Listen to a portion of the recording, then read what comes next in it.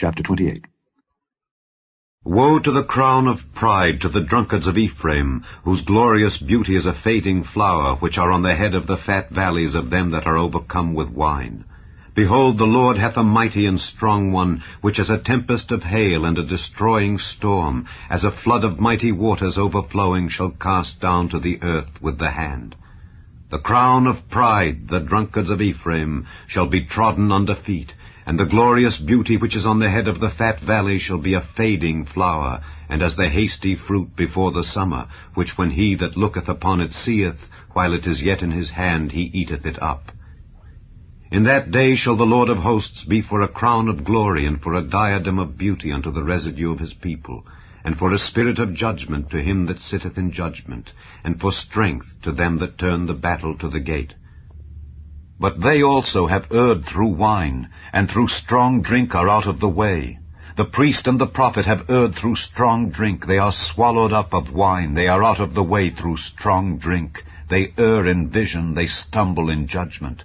For all tables are full of vomit and filthiness, so that there is no place clean. Whom shall he teach knowledge, and whom shall he make to understand doctrine? Them that are weaned from the milk and drawn from the breasts. For precept must be upon precept, precept upon precept, line upon line, line upon line, here a little and there a little. For with stammering lips and another tongue will he speak to this people, to whom he said, This is the rest wherewith ye may cause the weary to rest, and this is the refreshing. Yet they would not hear.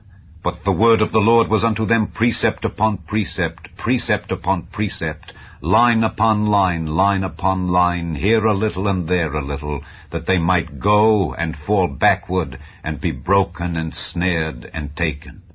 Wherefore hear the word of the Lord, ye scornful men that rule this people which is in Jerusalem.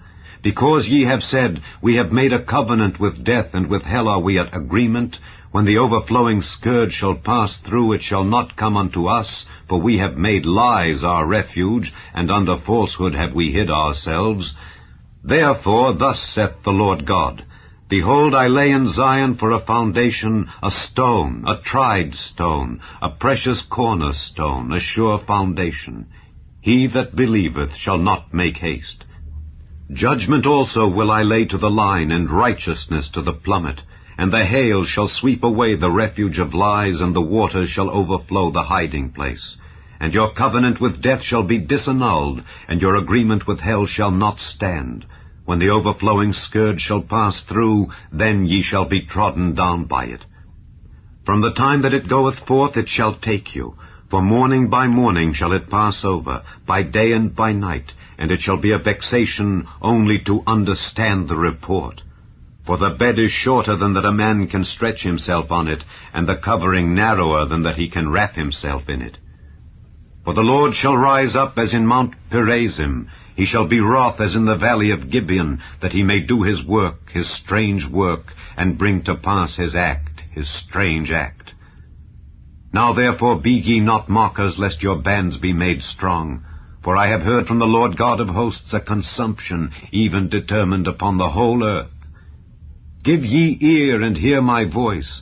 Hearken, and hear my speech.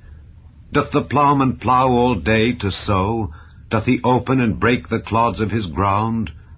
When he hath made plain the face thereof, doth he not cast abroad the fitches, and scatter the cummin, and cast in the principal wheat, and the appointed barley, and the rye in their place? For his God doth instruct him to discretion, and doth teach him. For the fitches are not threshed with a threshing instrument, neither is a cartwheel turned about upon the cummin, but the fitches are beaten out with a staff, and the cummin with a rod.